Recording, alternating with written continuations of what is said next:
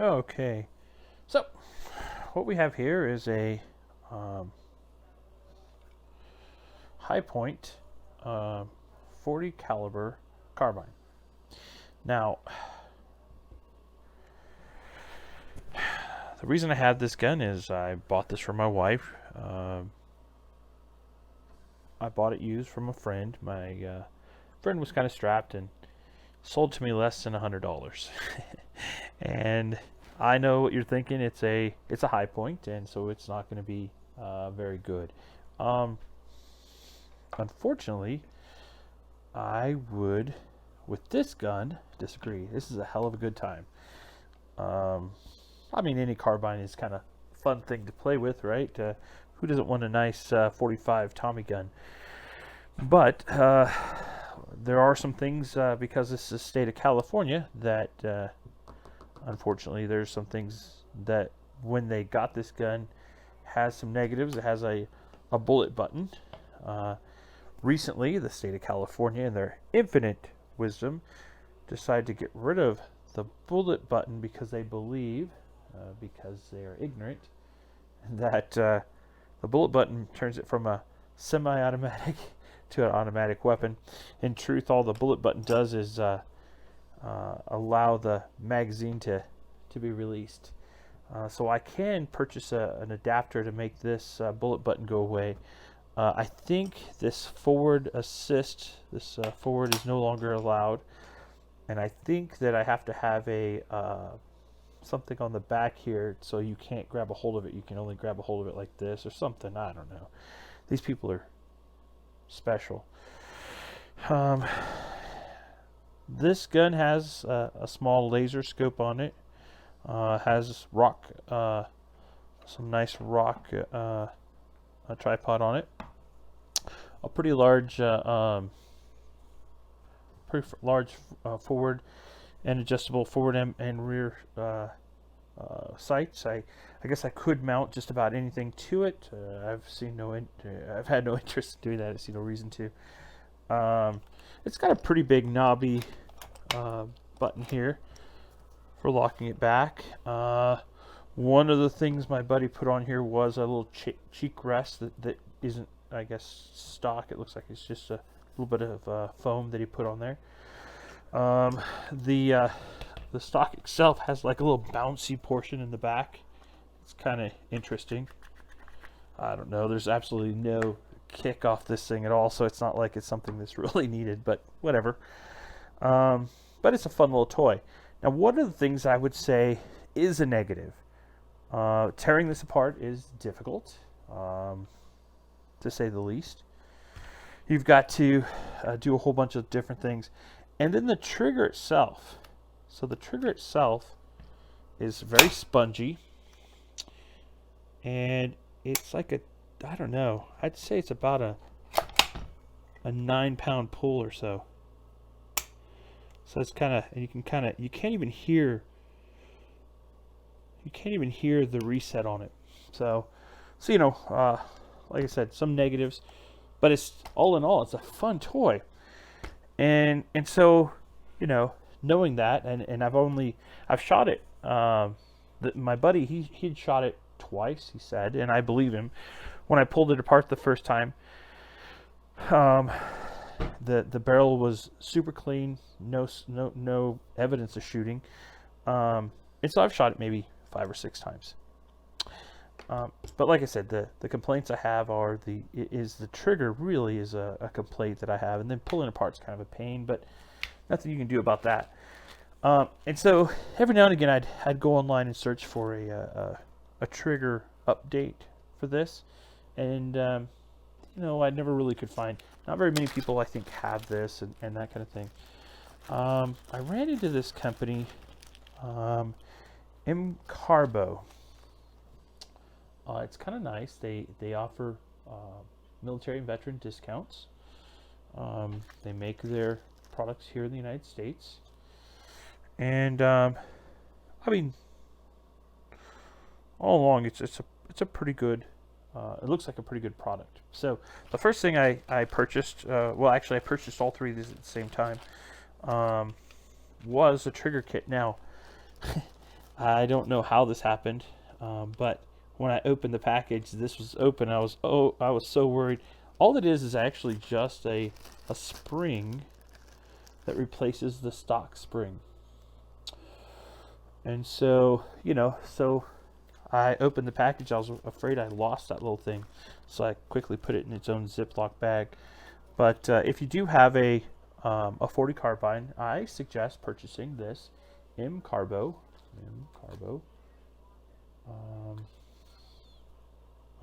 trigger update.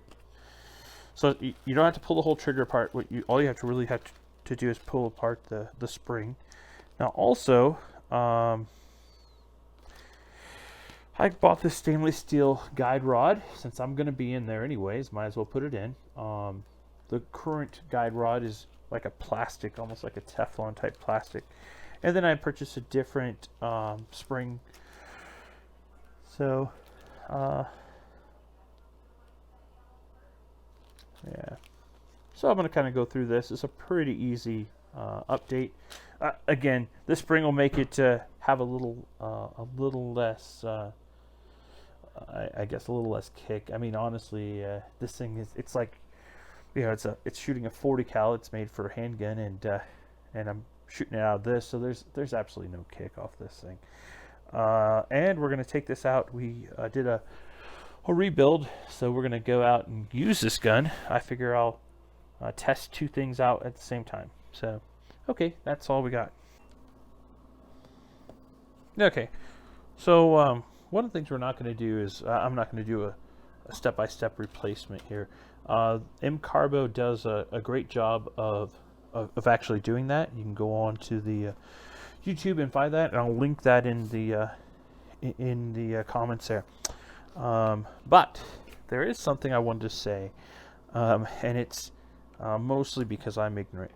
All right, so for forever, so again, I bought this for my wife, but forever, in order to push that bullet button, I would bring with me to the shoots a toothpick, because this is smaller than the regular bullet button. You kind of, here, I'll pull it up here so you can see it. It's right there. So now I was too embarrassed to call my friend and ask him what he had used. So come to find out, in this handle here, High Point gave a tool, and that tool in the handle is actually depresses the bullet button. Is the right size for that. I actually tried carrying a 223, and that's why it's called a bullet button. It's a magazine release button, because you can use the tip of your 223 on your AR platform and push the button, and it's a little bit too, this is a little bit too small for that. And the reason I'm actually saying this is this tool is something you will need to pull this thing apart. And again, if you have this gun and you're looking for that tool, it's right there.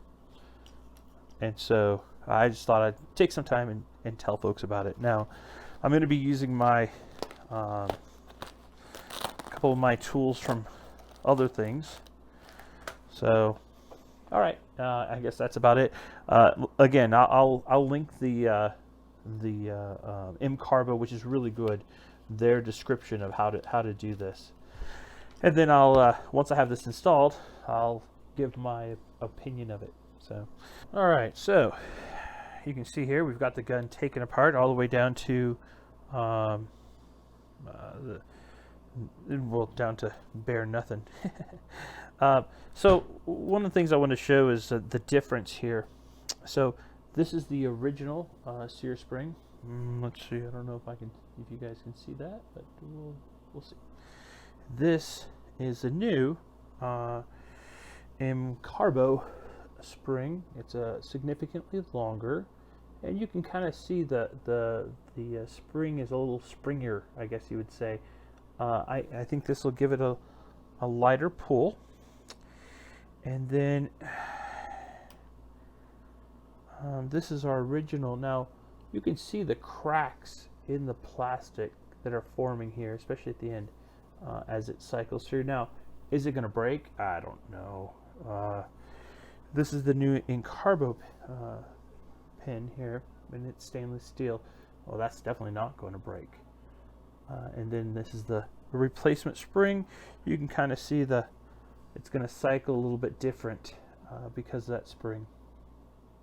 And we're going to get this back together, and then I'll just kind of do a little bit of dry firing and testing on it, and then when we get it out to the range, we'll play with it. So that's all. Thanks, guys. Okay, well, we've got this back together. She's working fine. Definitely has a different trigger. Feels a lot lighter. Oh, it's probably close to a 5-pound pull, but that's not bad. While I had it apart, of course, I took some time to clean it up really good with some CLP. What I needed for this was, I use my block, kind of a place to put things. One of the things I definitely needed was this tool. Put that guy back, and don't ever lose that. I needed my hammer. This is a nice dead blow hammer. And I need my punch kit and clean kit here. That's it. It was a pretty straightforward, now I can't find the zipper, a pretty straightforward job. This MCARBO kit, something I definitely would recommend. Just the trigger pull, just that one spring, I think that was $12. So not a $200 or $100 retrofit, just a small retrofit.